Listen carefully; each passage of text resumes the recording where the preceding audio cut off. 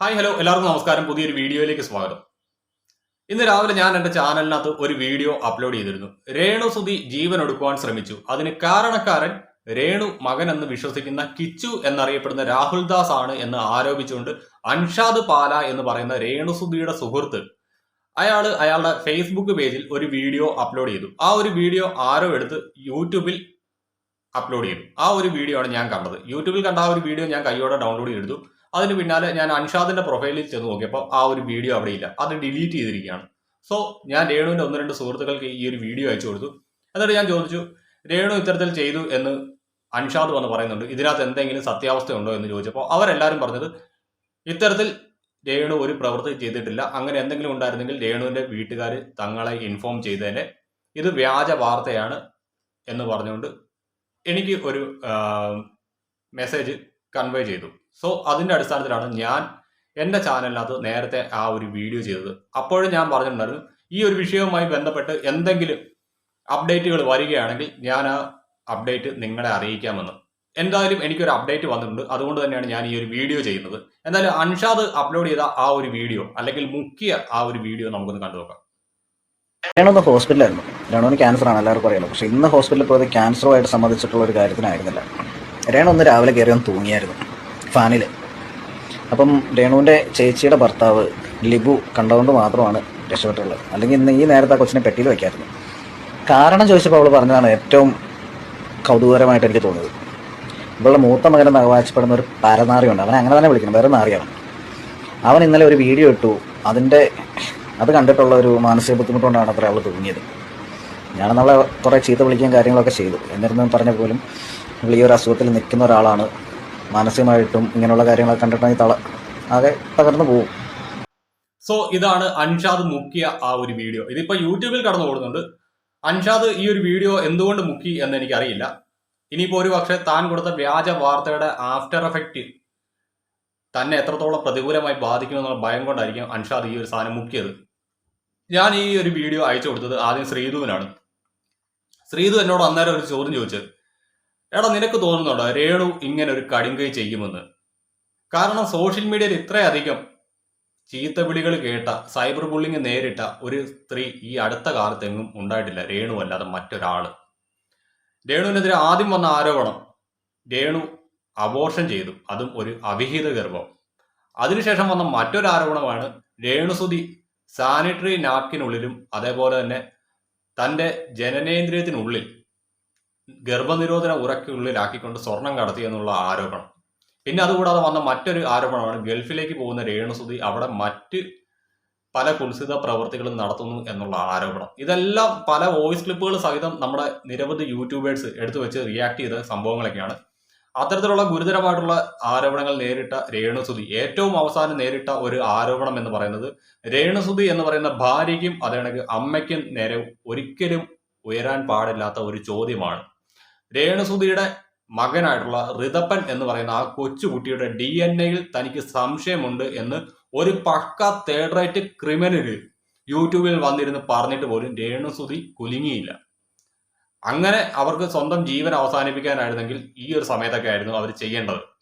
പക്ഷെ രേണുസുതി അന്ന് അതിനൊന്നും തയ്യാറല്ല. അന്നും അവർ ബോൾഡായിട്ട് നിന്നു.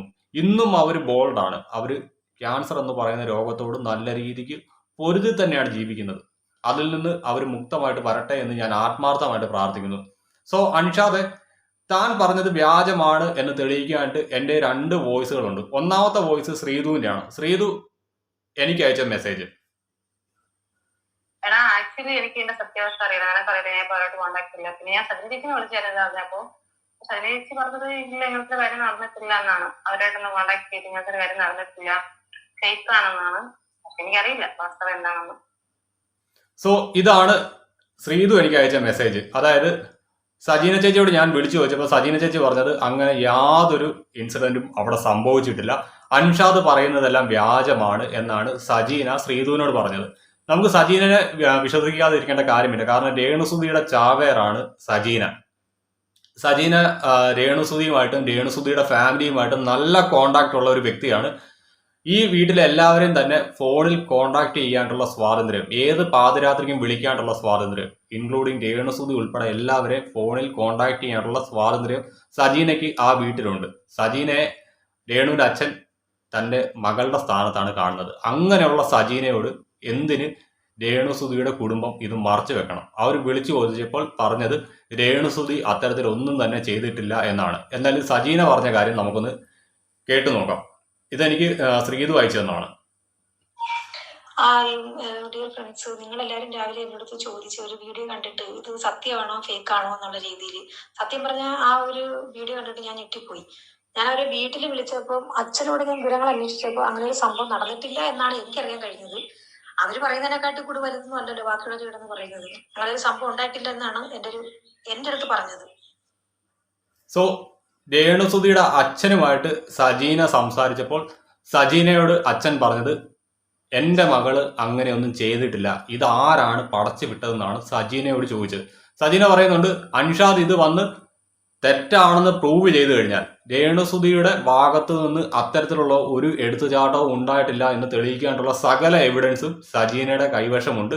അത് വേണമെങ്കിൽ ആവശ്യപ്പെടുന്നവർക്ക് അവർ കൈമാറാണ്ട് തയ്യാറാണെന്നാണ് സജീന പറഞ്ഞിരിക്കുന്നത്. സോ ഇപ്പോൾ അൻഷാദ് ബോൾ തന്റെ കോർട്ടിലാണ്. താൻ തെളിയിക്കണം, രേണുസുതി അത്തരത്തിലൊരു കാര്യം ചെയ്തിട്ടുണ്ടെങ്കിൽ താൻ അത് തെളിയിച്ചേ പറ്റത്തുള്ളൂ. വിത്ത് എവിഡൻസ്, ചുമ്മാ ഒന്ന് വായിട്ടടച്ചാൽ പോരാ, വിത്ത് പ്രൂഫ് താൻ വന്ന് തെളിയിക്കണം. വ്യാജ പ്രൂഫായിട്ട് വന്നു കഴിഞ്ഞാൽ ഒറിജിനൽ തെളിവുമായിട്ട് വന്നിട്ട് ആളുകൾ തന്നെ എടുത്തുകൊടുക്കും. പണ്ട് കഴിഞ്ഞ ദിവസം താൻ ഒരു വീഡിയോ ചെയ്തായിരുന്നു. രേണുസുതിക്ക് ക്യാൻസർ ആണ് എന്നുള്ള സത്യമാണ്, രേണുസുതിനെ ഹോസ്പിറ്റലിൽ അഡ്മിറ്റ് ചെയ്തു എന്ന് പറയുന്ന സത്യമാണ്, രേണുസുതിയുടെ നില ഗുരുതരമല്ല എന്ന് പറഞ്ഞുകൊണ്ട് വിലക്ക് മറികടന്നുകൊണ്ട് കോട്ടയം മെഡിക്കൽ കോളേജിനുള്ളിൽ വെച്ച് ഒരു വീഡിയോ ഷൂട്ട് ചെയ്തായിരുന്നു. ആ വീഡിയോയ്ക്കകത്ത് നിങ്ങൾ പറഞ്ഞത് രേണുസുതിനെ വിറ്റ് ആളുകൾ കണ്ടന്റ് ആക്കുകയാണെന്ന്. ഇപ്പൊ എന്റെ കുഞ്ഞാവ കാണിച്ചത് എന്തായിരുന്നു? രേണുസുതിക്ക് എതിരെ ഇല്ലാത്തൊരു ആരോപണം ഉന്നയിച്ചുകൊണ്ട് വന്നിട്ട് അത് വെച്ച് കണ്ടന്റ് ഉണ്ടാക്കാണ്ടല്ലേ ശ്രമിച്ചത്. ഇനിയിപ്പോ രേണുസുതിയുമായിട്ട് ബന്ധപ്പെട്ട അപ്ഡേറ്റ് അറിയാൻ വേണ്ടിയിട്ട് നാട്ടുകാർ മുഴുവൻ ചക്കരയുടെ ഫേസ്ബുക്ക് പേജിനകത്ത് വന്ന് കയറുമോ? അതിനു വേണ്ടിയിട്ടല്ലേ ഈ ഒരു വ്യാജ നറേഷൻ ഉണ്ടാക്കിയത്? ഇല്ലെങ്കിൽ ഇത് വ്യാജമാണെങ്കിൽ നീ അത് തെളിയിക്കണം. നീ അത് തെളിയിച്ചു കഴിഞ്ഞാൽ അടുത്ത എവിഡൻസ് അവരെടുത്ത് പുറത്തോട്ടിടും. നീ അത് തെളിയിക്കണം അൻഷാദെ, നീ ഇത് തെളിയിച്ചേ പറ്റത്തുള്ളൂ. കാരണം നീ കാണിച്ചത് വെറും തന്തയിലായ്മയാണ്, അത് പറയാതിരിക്കാൻ പറ്റത്തില്ല. നീ തെളിയിച്ചേ പറ്റത്തുള്ളൂ. അപ്പൊ ശരിയെന്നോ?